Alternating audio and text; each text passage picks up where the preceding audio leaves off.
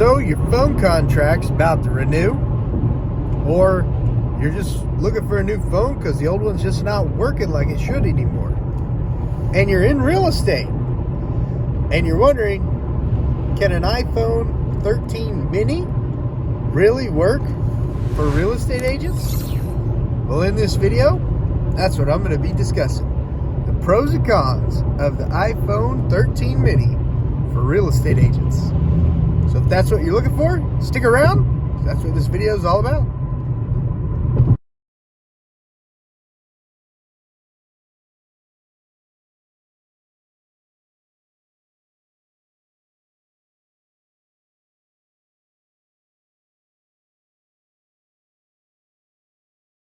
If you're new to the channel, be sure to hit the subscribe button and the notification bell so you don't miss out on any of my real estate related videos when it comes to moving to or living in Oklahoma City. And if you don't already have a preferred real estate referral agent in Oklahoma City, send them to me. A team of agents that I work with, the eXp Realty and I, we're here to help you with your Oklahoma City real estate referrals. So the reason that you clicked on this video is because you're a real estate agent probably, and you're debating whether or not the iPhone 13 mini can cut it, can work for you.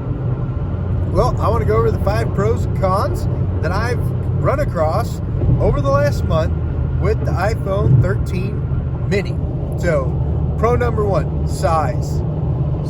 I had the last phone that I traded in for the 13 mini was a Galaxy S10. No complaints with it whatsoever. It was just a little bit too big when I'm holding my baby in the mornings or the nights and trying to do work at the same time. It was just a little bit too big. I had to have the keyboard squished over to one side, and I just couldn't reach. I had all my things at the bottom right of the screen. I had nothing in the top left because it was just too far for me to reach. And that is why the pro number 1 for the iPhone 13 mini is the size. The size is perfect. I can reach the whole screen with one hand. I just love the size of it. The screen looks it all works. I do Matterport shots. I do almost all my vlogging with the iPhone 13 mini. The size is perfect. The size works for everything. The photos that I take, that I send to customers on different things, on hit sheets and stuff like that, the size is perfect. And it fits in my front pocket without feeling like there's a phone there. And it easily slips in my front pants pocket, my back pants pocket, my side pants pocket. I love putting it in my shirt pocket, just letting it sit there. The size is awesome. Con number 1, the Bluetooth. Oh my gosh, I've never had to turn off and on the Bluetooth so many times. My gas light just came on. Of course it did. Oh God, gotta go get gas. It's infuriating. But with the iPhone 13 mini, I don't know what the problem is with the Bluetooth Connect, but I am constantly turning it off, turn it on to get it to connect to my AirPods, to get it to connect to my car. I don't know if it's just a problem with my iPhone 13 mini. If you other watchers out there are having the same problem with your iPhone 13 mini, please put it in the comments below. But the Bluetooth on and off is just frustrating. I'm always having to do it. So that is con number 1, Bluetooth connectivity. Pro number 2 on the iPhone 13 mini is the camera, the front and back camera.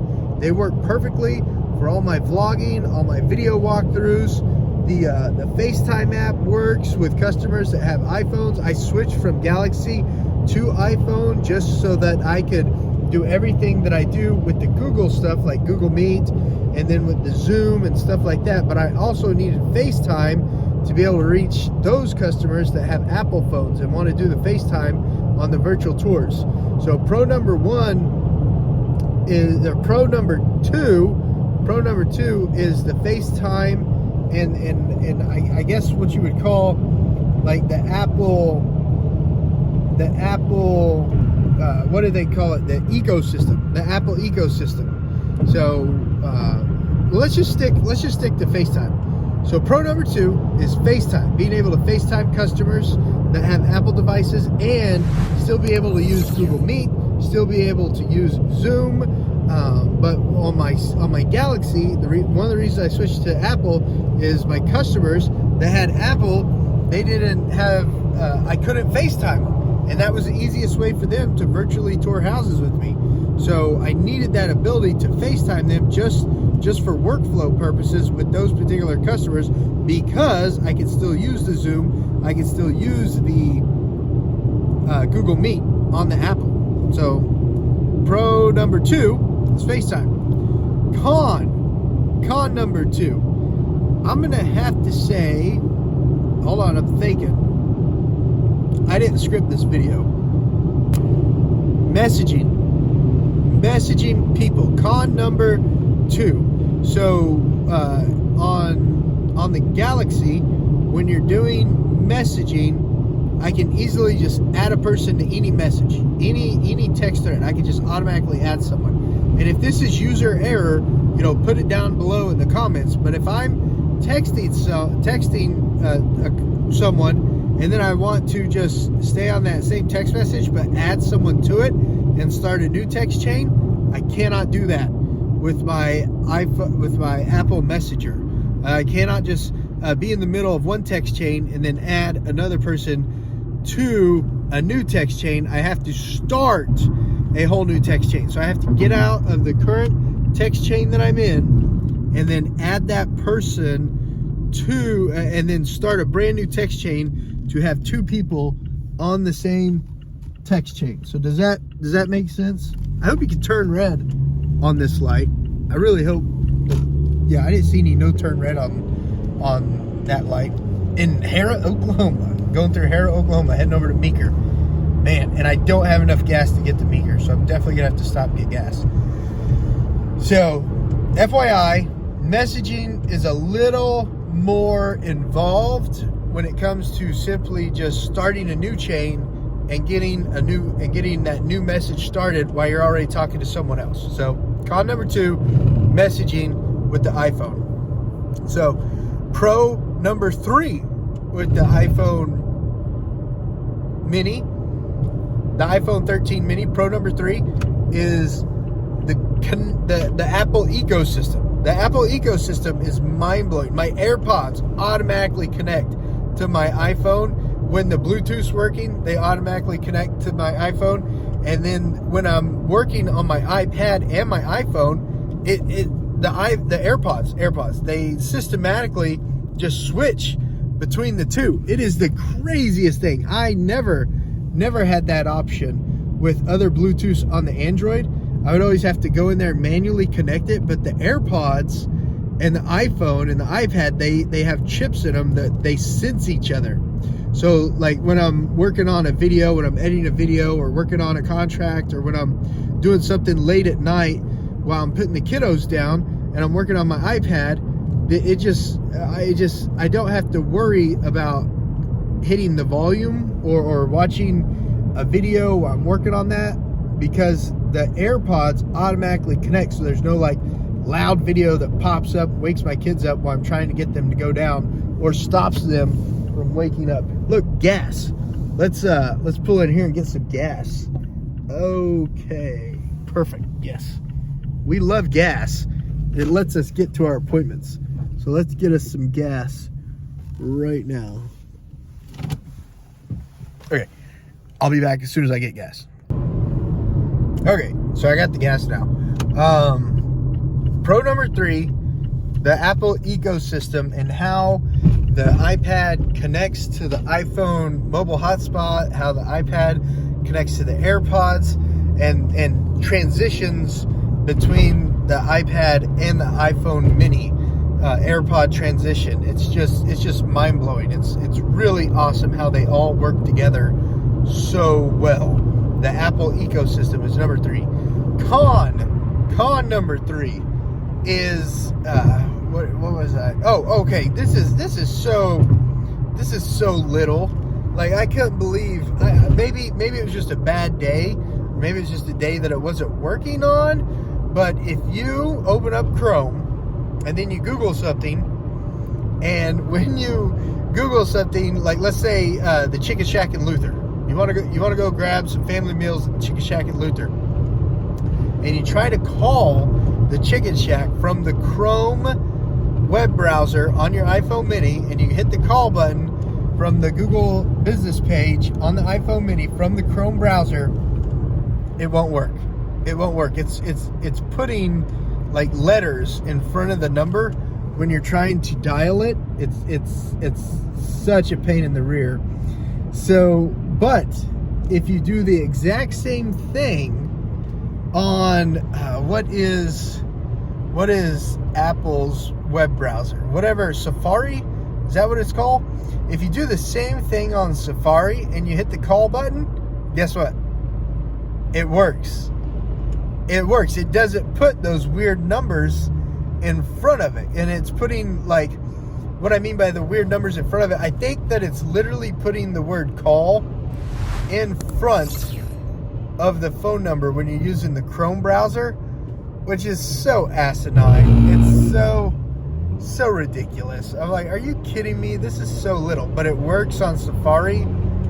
Like, whatever. I understand they're in business, they're competitors and stuff like that, so they're going to make it work better on Safari, but you will have a better web browsing interaction / phone use experience, in my experience, by using Safari web browser rather than the Chrome web browser on the iPhone mini 13, iPhone 13 mini. So that's my con number 3. Pro number 4 with the iPhone mini 13 is the battery life. It works just fine for me. I've got a car charger in my car. I go through, I do virtual tours on houses all day long. I do phone calls like constantly throughout the day. The thing that I did do on mine is I put the 5G, I turned it off. I'm just doing LTE only because we don't really have 5G here in Oklahoma, and there's probably parts of Oklahoma that have 5G, but not everywhere I'm driving all the time. I work rural Oklahoma, and then I work city Oklahoma, but mainly, unless you're in Oklahoma City Metro, unless you're in the Stillwater Metro, unless you're in the Norman Metro, you're not in the Metro. That's why our walkability is so bad. So I just turned 5G off altogether. I don't find it uploads stuff any faster for me than just going to the library. So when I'll go virtual tour some houses, I'll run over to the library and upload it. So the battery life is just fine for me, maybe because I don't have the phone constantly looking for 5G signal.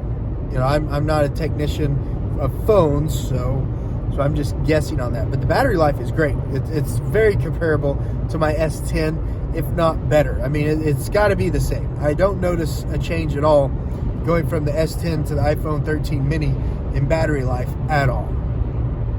Con number 4 has to do with text messaging. Again, a lot of my business is ran through text messages, probably a third. So the Android text message app is far superior to the Apple text messaging app by far. Just the rest of the cons, this con number 4 and con number 5 are going to be about text messaging. So that just shows you how much not productive, not useful the text messaging app is on the Apple. I've still got workarounds. I still got ways to do what I was doing on the Android text messaging app, but it's not near as useful and productive on the iPhone as it is on the, make sure there's no cars coming, on the Android. So if you've got 3 standard replies when people call you. When people call you on the iPhone, you've got 3 standard replies. I had unlimited standard replies with the S10. With the Android, I had unlimited standard replies. I can make as many as I want. So that is a huge pain in my bottom, because I've only got 3 options to tell people what's going on when they call me, and I can't talk. And I could be doing 1,000 different things in one day as a real estate agent. Like I could be doing a virtual tour on a property, I can't take a call. Or I could be walking into a closing, can't take a call. Or I could be walking into a listing appointment, can't take a call. And I like to tell people more detailed what's going on than I'm on an appointment, I'll call you back as soon as I can. I like to tell them what kind of appointment I'm on. Now, of course, you don't have to do that. You don't have to be that detailed in your work, but I think it adds something to the, hey, I'm sorry, I sent you a voicemail. Here's a text message, what's going on, just so you know real quick what's going on. I think it adds something to that text message when you give them a more detailed response. I think it's important to give people as much details as possible, especially in real estate. So that is con number 4.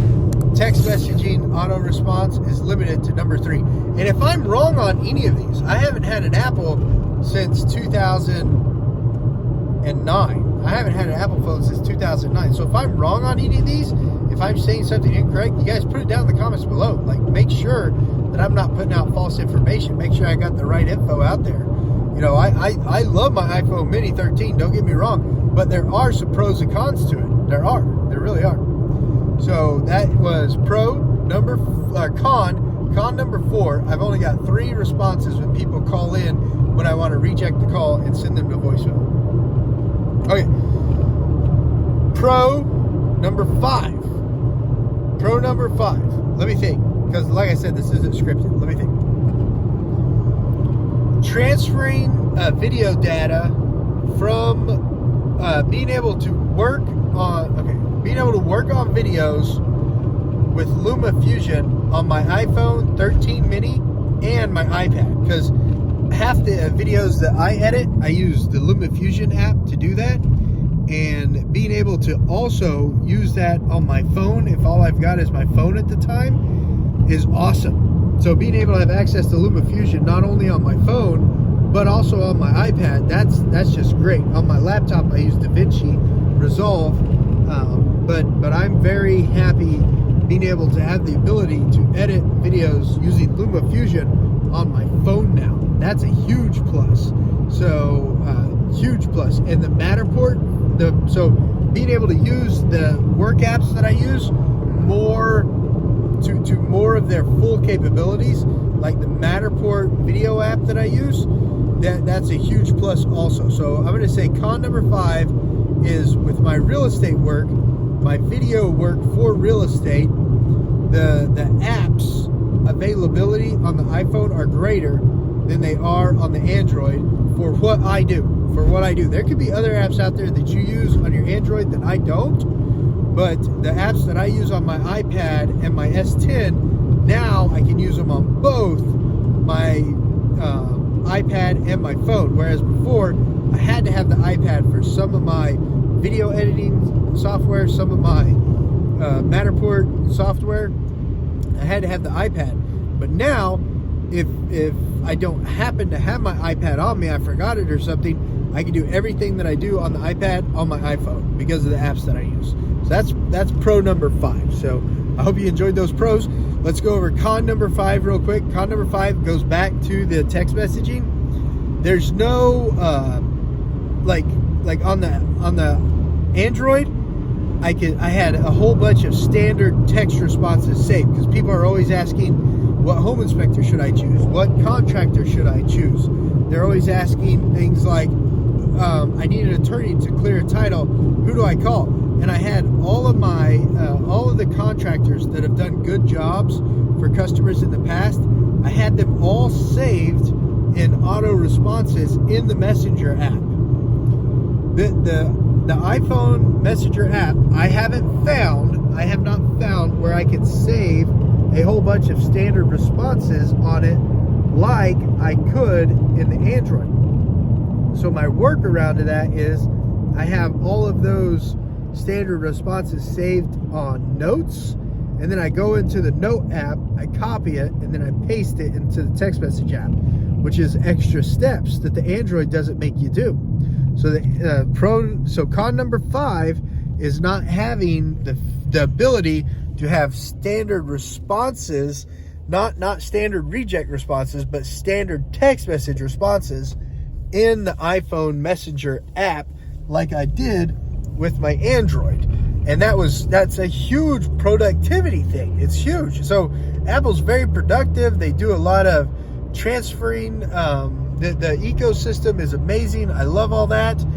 But as far as like the text messaging app, it is definitely lacking compared to my S10 and the features that it had. So that's my pros and cons of the iPhone mini and the experiences that I've had with it as a real estate agent. If you're thinking about getting the iPhone mini as a real estate agent, I don't think it'd be a bad decision. I don't think it'd be a bad decision. There's workarounds to all the cons that I listed, and it does add a couple steps to the productivity, but the benefits of my iPhone 13 mini, the size of it, the ecosystem, the ability to use the same apps that I use with my editing and things of that nature, all those pros that I mentioned far outweigh the cons, and I highly recommend getting it, especially if you're a MacBook Pro user. Especially if you're a MacBook Pro user, those new M1 chips are killing it. If you're thinking about getting a new editing computer, a new work computer, then I would definitely recommend getting the iPhone 13 too, just so you're all in on that ecosystem. Super awesome ecosystem. And yeah, the pros outweigh the cons. So guys, thank you so much for watching my real estate video on the iPhone 13 mini. If you've got any referrals out in the Oklahoma City metro area, the Stillwater metro area, definitely reach out to me. The team of agents that I work with, the eXp Realty and I, we're here to earn your business. And guys, I'll see you on the next clip.